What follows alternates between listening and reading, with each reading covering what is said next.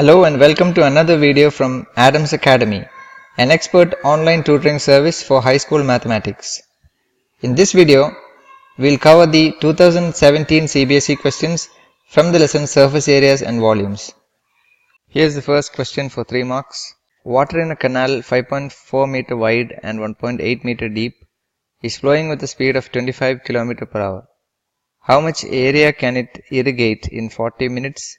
If 10 cm of standing water is required for irrigation. To solve this problem, there are a few concepts that you should be aware of. To find the area that the water can irrigate in 40 minutes, we need to find the volume of water that flows through the canal in 40 minutes. So all the water that's flowing through the canal in 40 minutes, so all that water goes into a paddy field, for example, of a certain area, and you need 10 centimeter of standing water for irrigation. So our task is to find the volume of water that goes through the canal in 40 minutes. Now the canal is in the form of a cuboid. So if you take the cross section of the canal, it is rectangular. So this is what the cross section of the canal looks like, and you have the canal extending both ways in fact. But let's just look at one side of the canal. So imagine that water is flowing this way, right? And here is the canal with a width of 5.4 meters. This is 5.4, and a depth of 1.8 meters. This is the depth of the canal. And water is flowing through the canal in this direction for 40 minutes. So you need to find the volume of water that goes through the canal in 40 minutes. Now, to find that volume, you need to find the distance traveled by water in 40 minutes. That will be the length of the column or the block of water that forms in the canal. So distance is equal to speed into time. You need to be careful with the units here. Speed is in kilometer per hour. So let's take that as 25 kilometer per hour. Then time has to be in hours. So 40 minutes is 40 by 60 hours. And you will get this answer in kilometers because you are multiplying kilometer per hour with a time in hours. So that's going to be 25 into 2 by 3 kilometers.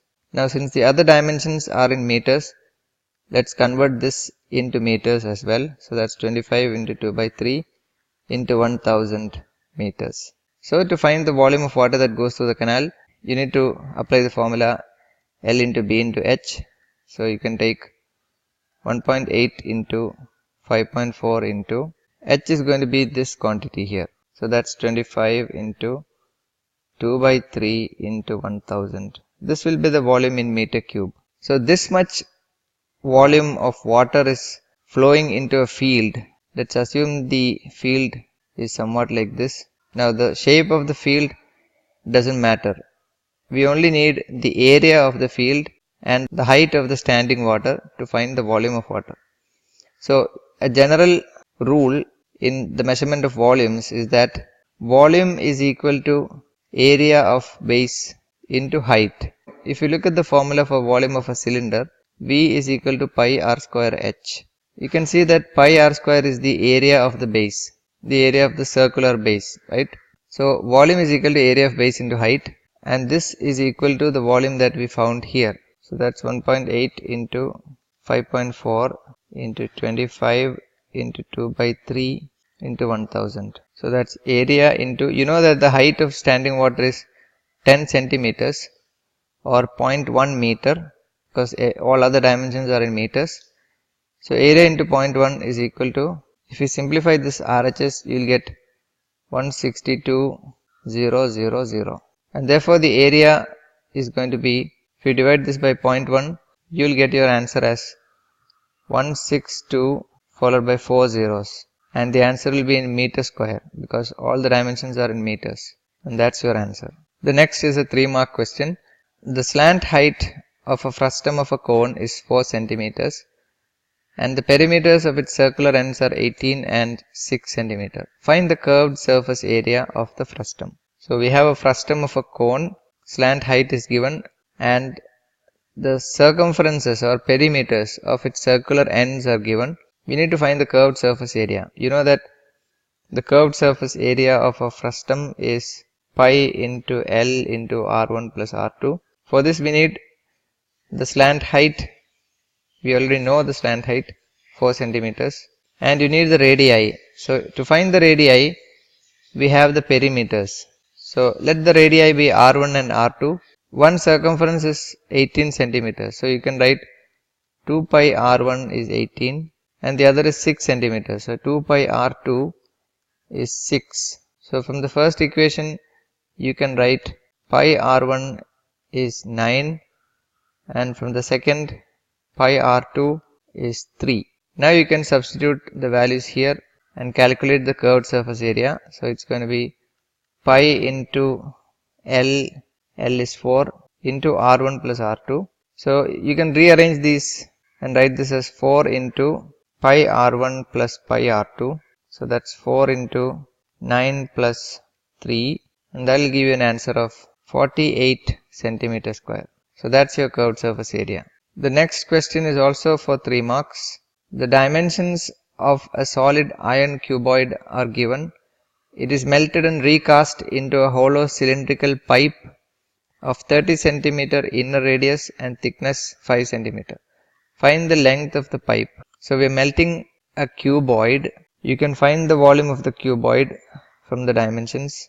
And then you are recasting that into a hollow cylindrical pipe, 30 centimeter inner radius and thickness 5 centimeter. The cylindrical pipe will look somewhat like this. We have a hollow cylindrical pipe. 30 centimeter is the inner radius. So that's the center. This is going to be 30 and then the pipe is 5 centimeters thick. So that's 5 centimeters. So that's the cross section of the pipe and you need to find the length of the pipe. So let us assume the pipe goes like this for a length of L centimeters. The drawing is not perfect, but that's good enough for the problem, I guess. So we have a length of L. Now all we need to do is equate the volumes. The volume of the solid iron cuboid, which is 4.4 into 2.6 into 1. So all of that is in meter cube. Let's convert everything to centimeters because that's easier to work with.